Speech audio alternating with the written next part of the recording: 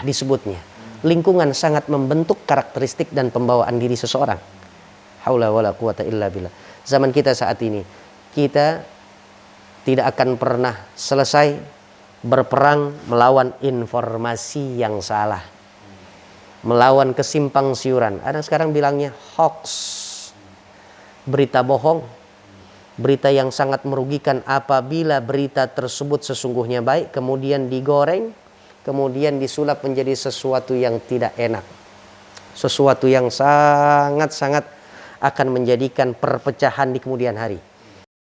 Kita lanjut kepada surah Al-Hujurat ayat yang ke-6 sampai yang ke-8.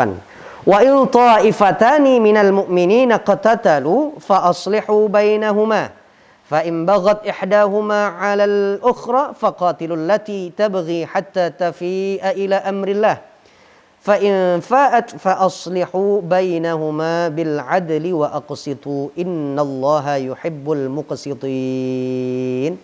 Ini konsep peradilan dalam Islam. Konsep soal hukum tentang al-Islam. Karena itu saya sampaikan bahwa surah Al-Hujurat ini sebelumnya ada surah Al-Fatah. Berarti pada urutan surat yang ke-48. Karena surah Hujurat ini adalah surah yang ke-49, betul. Di juz yang ke-26. Ada surah Al-Fath sebelum surah Al-Hujurat. Surah Al-Fath, di situ Allah Subhanahu wa taala menekankan soal perpaduan keimanan dan ketauhidan umat Islam.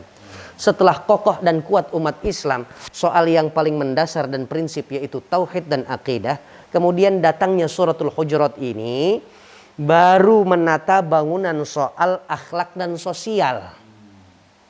Sehingga bagian daripada sosial ini adalah yang jelas di ayat ke-9, yaitu adalah wa in ta'ifatani. Dan apabila ada dua kaum dari kaum muslimin, mukminin, yang mereka kedua-duanya sedang bertikai, beradu pendapat, mereka satu sama lain berperang, fa aslihu bainahuma, maka damaikanlah keduanya. Kenapa ada perintah oleh Allah Subhanahu wa taala untuk mendamaikan, menggandengkan satu sama lain jari jemari mereka masing-masing? Karena dilihatnya adalah minal mu'minin. Karena kedua-duanya adalah kubu daripada orang Islam, orang beriman kepada Allah. Di sini bisa kita lihat bahwa setiap mufassir memberikan tafsiran yang begitu cemerlang dan gemilang. Soal apa? Selama syahadatain mereka orang-orang yang sama dengan kita, asyhadu alla ilaha illallah wa asyhadu anna muhammadar rasulullah, mereka berkiblat dengan Ka'bah, mereka bernabikan Nabi besar Muhammad sallallahu alaihi wasallam, dan berkeyakinan tidak ada nabi dan rasul setelahnya. Yang mereka imani adalah rukun iman yang 6, yang ia jalankan sebagai kewajiban adalah rukun Islam yang 5, maka sejauh itu haram darahnya untuk ditumpahkan. Perintahnya fa aslihu bainahuma, damaikan. Lagi-lagi damaikan. Jadikan mereka yang bertikai kembali bersaudara.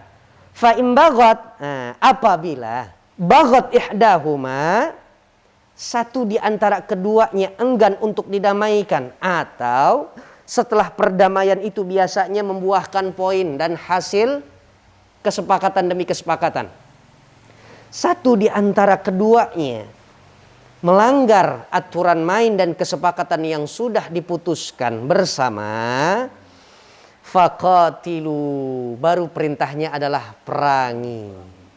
Tapi perangi ini indahnya firman Allah, faqatilul lati tabghi hatta, ada batasnya Pak Bu, ada batasnya. Perangi mereka sampai mereka menyadari bahwa apa yang mereka lakukan itu salah, sehingga mereka kembali lagi kepada Allah, selesai peperangan. Tidak dibombardir, tidak membabi buta dengan hawa nafsu yang begitu tidak terkendali dan tidak terus-menerus disalahkan. Manusia kita tempatnya salah, kita tempatnya lupa, kita tempatnya khilaf. Apabila ada sesuatu yang menjadi perintah Allah untuk memerangi kita karena ketersalahan kita, kekhilafan kita, begitu kita sadari, begitu kita fahami bahwa apa yang menjadi penyerangan dari saudara kita itu karena kesalahan kita, kemudian kita katakan, aku kembali kepada Allah, aku rujuk kepada Allah, Aku taubat kepada Allah Subhanahu wa taala. Orang yang memerangi sudah angkat senjata. Tidak ada lagi gencatan lagi kepada mereka orang-orang yang sudah mengaku bahwa saya bertaubat kepada Allah Subhanahu wa taala. Ajaran Islam, ajaran yang sesungguhnya cinta kasih ini sangat ditampilkan oleh Allah dan Rasulnya. Khususnya di dalam firman Allah surah Al-Hujurat ayat yang ke-9 ini. Masya Allah. Hatta tafi'a ila amrillah, sampai perkaranya diserahkan lagi kepada Allah Subhanahu wa taala. Artinya apa? Sudah masuk dan faham, sadar mereka bahwa apa yang mereka katakan, apa yang mereka lakukan adalah salah. Fa'at, ketika mereka sudah sadari, fa aslihu bainahuma bil adl, maka kemudian jatuhkanlah keputusan kalian dengan cara adil dan tidak berpihak. Islam ini yang harus ditampilkan di zaman sekarang ini adalah Islam yang moderat. At-tawassut fil Islam. Islam yang harus ada di garis tengah kita ini. Mempersilahkan orang-orang yang berbeda pandang dengan kita selama itu adalah masih dalam soal furu'iyah, cabang ranting soal ibadah, maka janganlah kita menggunakan hawa nafsu untuk mengkafirkan, membid'ahkan, mensesatkan. Ini yang perlu menjadi catatan untuk kita. Apabila sudah ada kelompok dan golongan orang-orang yang menyalahi aturan main soal akidah dan tauhid, maka katakanlah bahwa mereka bukan bagian dari kita, kita pun bukan bagian dari mereka. Selesai sudah perkaranya. Innallaha yuhibbul muqsitin. Sungguh Allah Subhanahu wa taala cinta dengan perilaku adil. Haula wala quwwata illa billah. Kemudian lanjut ayat yang ke-11. Ya ayyuhalladzina amanu la yaskhar qaumun min qaumin asa an yakunu khairan minhum wala nisa'un min nisa'in asa an yakunna khairan minhun wala talmizu anfusakum wala tanabazu bil alqab bi'sal ismul fusuqu ba'dal iman wa man lam yatub fa ulaika humul zalimun. Apa ayatnya? Ya ayyuhalladzina amanu. Tetap meskipun Allah menyatakan itu adalah bagian daripada kesalahan, kekeliruan yang dilakukan oleh umat Islam, para sahabat, Allah tetap masih menggunakan kalimat iman. Ya ayyuhalladzina amanu, itu tanda ciri Allah memberikan kasih sayangnya kepada satu golongan.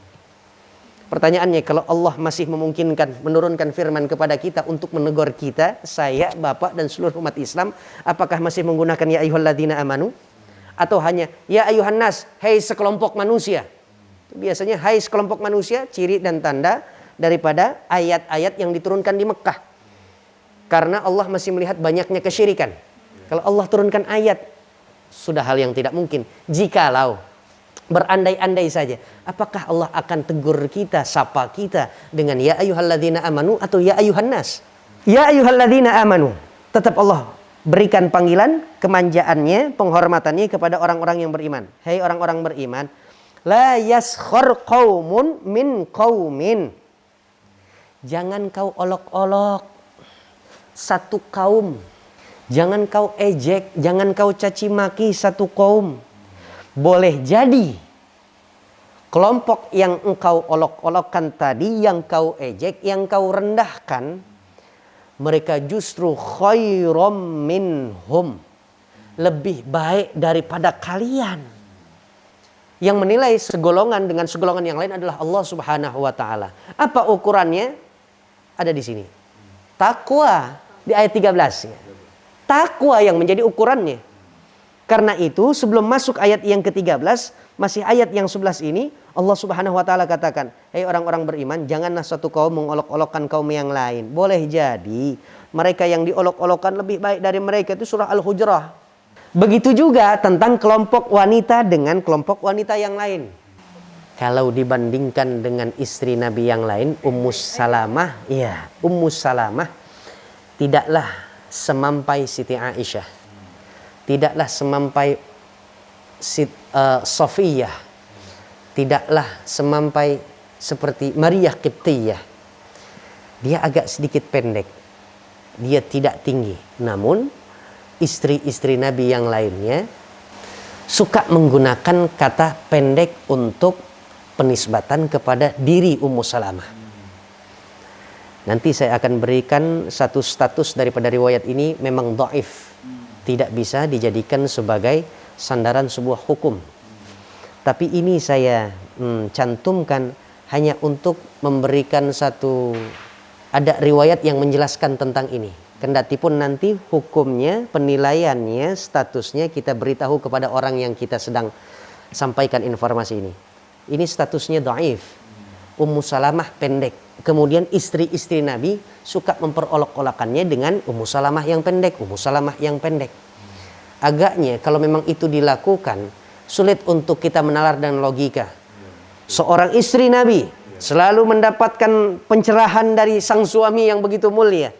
Pendamping yang begitu dirahmati oleh Allah Subhanahu wa taala. Pendamping yang selalu mendapatkan arahan dan bimbingan dari seorang suaminya, pemimpin umat Islam.